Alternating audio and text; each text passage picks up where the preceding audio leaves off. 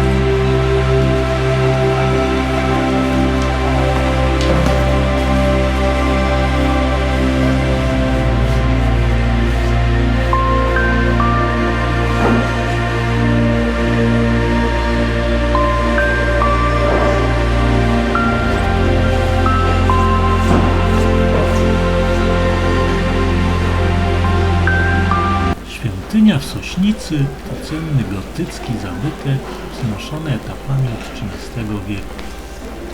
Bogate wyposażenie kościoła jest w większości barokowe. Z tego okresu pochodzi ołtarz główny z obrazem Podwyższenia Krzyża Świętego z 1714 roku. Jednak tym, co przyciąga rzesze pątników do Sośnicy, jest kaplica Świętych Schodów, wybudowana w 1776 roku. Schody te są wzorowane na znajdujących się obecnie w Rzymie schodach, po których Chrystus miał iść na przesłuchanie do Piłata. Dodatkowo do Sośnicy sprowadzono wiele relikwii, a kaplicę pięknie wymalowali scenami z męki Chrystusa, wiodący ówcześni artyści. Po schodach wchodzi się na kolanach, jest to swego rodzaju modlitwa ciałem. W stopniach zauważymy małe szklane kapsułki, w których są relikwie. Różne przekazy mówią o wielu cennych relikwiach, na przykład kawałku gwoździa Jezusa czy relikwiach świętego Piotra i Pawła. Zejście odbywa się już normalnie po bocznych schodach.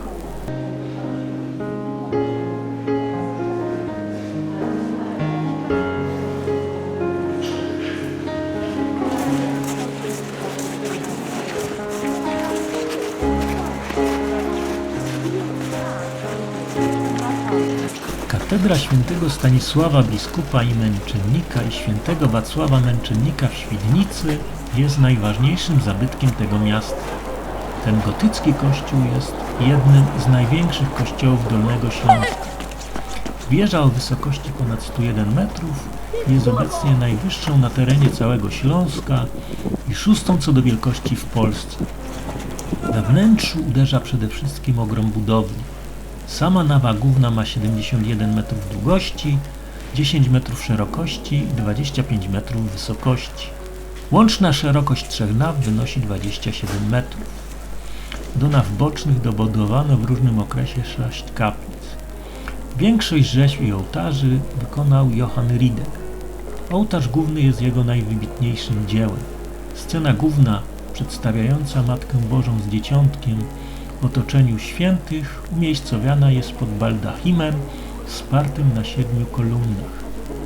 Wielkie organy zdobi Orkiestra Niebiańska, rzeźbiona przez Jerzego Leonarda Webera.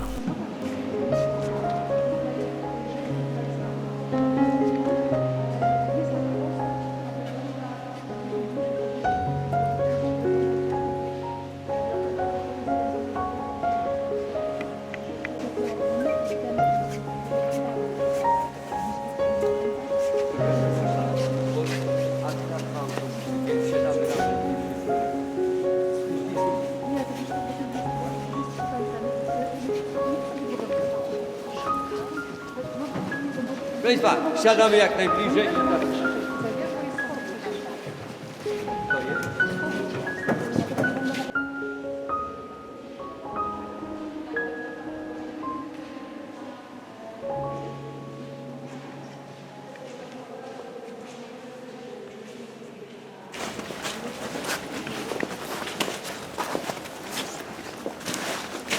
Rynek w Świdnicy to bardzo urokliwe miejsce, które również warto odwiedzić.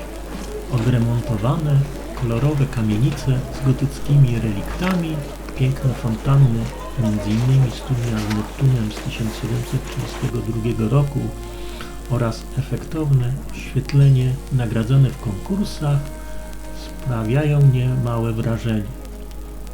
Na środku rynku stoi ratusz, sięgający historią XIII wieku. Budowla wielokrotnie była przebudowywana i remontowana. Posiada on wieżę o wysokości 58 metrów.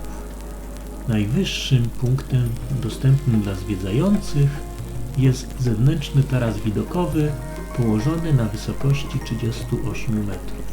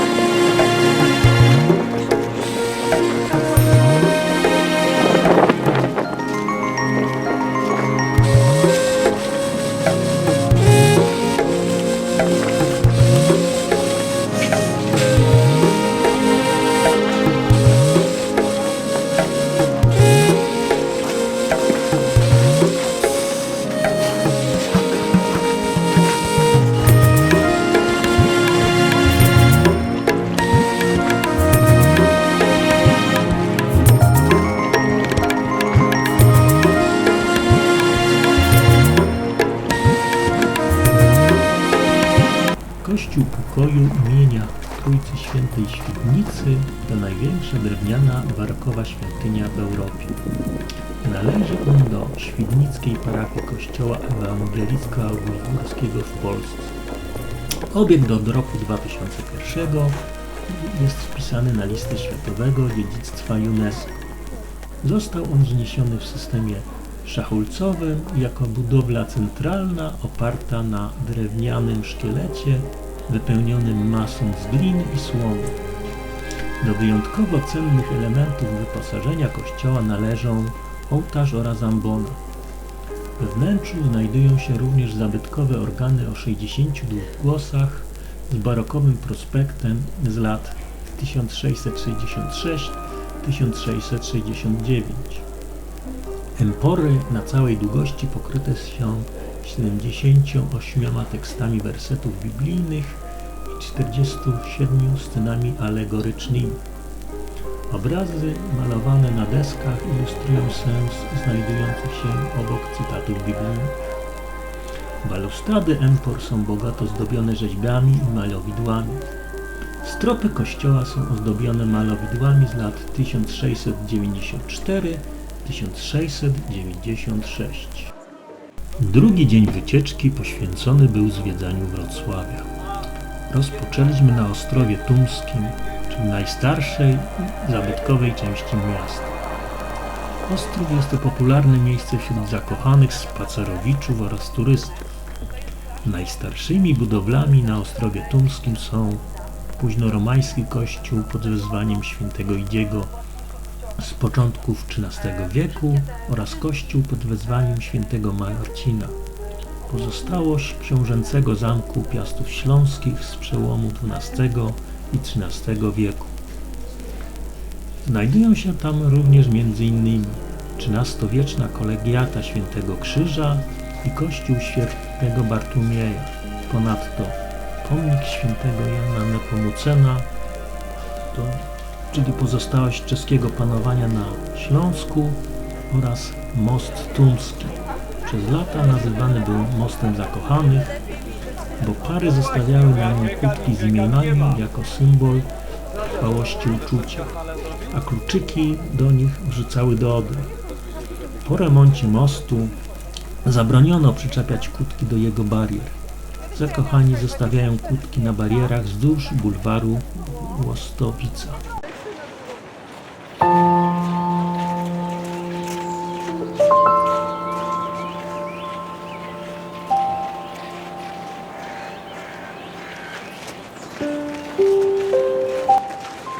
Wrocław to miasto wielu wysp. Jedną z nich jest wyspa Deliowa. Znajduje się na niej Nawa, czyli rzeźba Oskara Zięby, powstała w związku z obchodami Europejskiej Stolicy Kultury. Kształt Nawy to nawiązanie do łukowatych sklepień obiektów w pobliżu wyspy Deliowej, kościoła Najświętszej Maryi Panny na Piasku oraz hali targowej.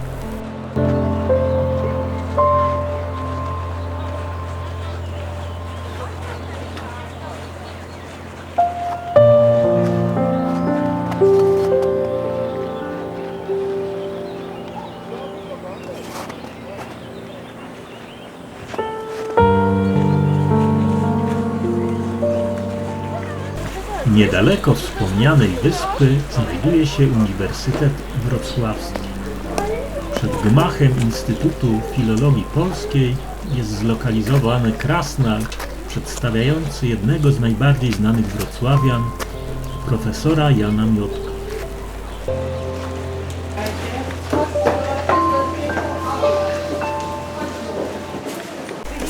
Wchodząc w głąb kampusu natrafiamy na Ossolineum. Jest to jeden z najważniejszych i najstarszych ośrodków kultury polskiej.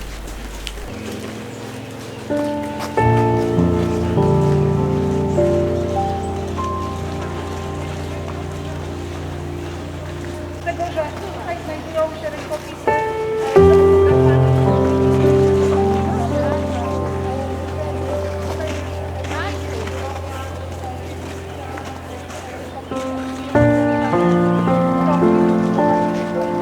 Tutaj jest nadniebne Orzeszkowej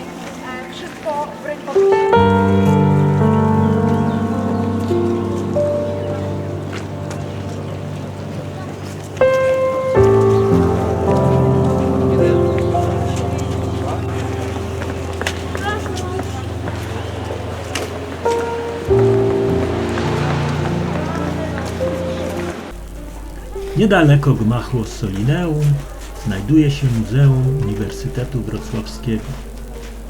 Muzeum mieści się w głównym budynku uniwersyteckim, barokowym gmachu projektu Krzysztofa Tausza. Najstarsze zbiory mają jeszcze metrykę Akademii Leopoldyńskiej.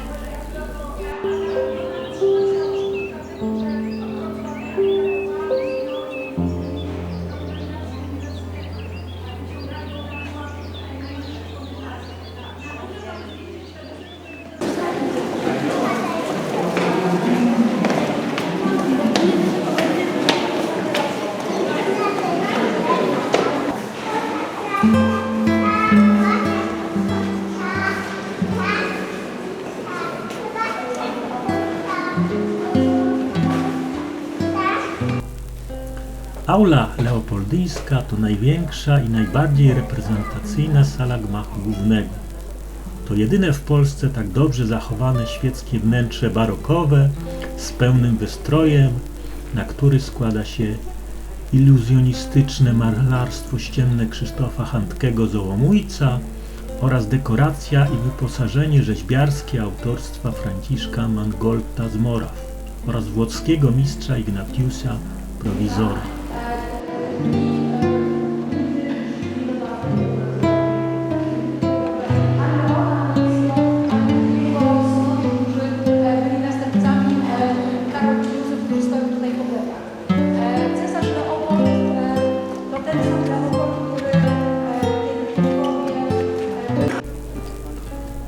Oratorium Marianum z równie bogatym jak aula barokowym wystrojem i wyposażeniem powstało jako kaplica zakonna w latach 1728-1741. Po sekularyzacji zakonu jezuitów i powołaniu uniwersytetu w 1811 roku wnętrze przekształcono w koncertową salę muzyczną.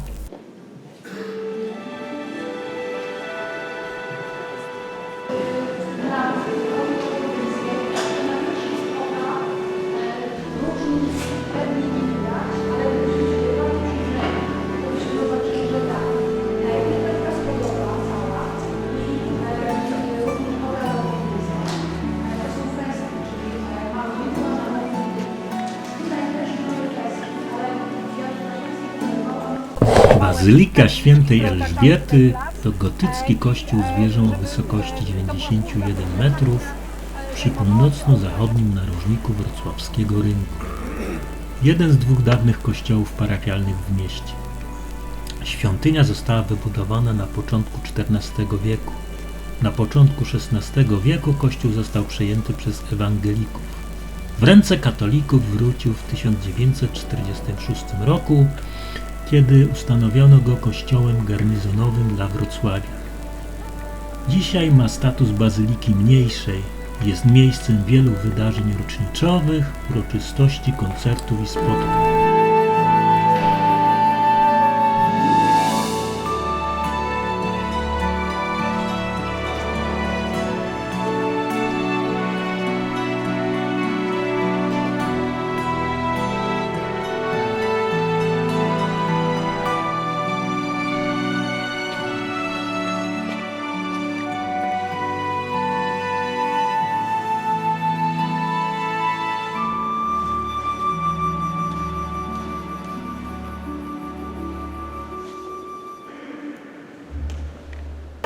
Tego kościoła, dlatego że ołtarz było przy pobliżu. Więc przydatne zbiarze. Ostatnim etapem wycieczki był wrocławski rynek. Jest on jednym z największych rynków w Polsce. Rynek wrocławski to miejsce wielu wydarzeń, imprez i spotkań. Regularnie organizowane są tu uroczystości związane ze świętami państwowymi, na przykład parada z okazji Święta Niepodległości. W czasie mojego pobytu odbywał się tam jarmark bożonarodzeniowy.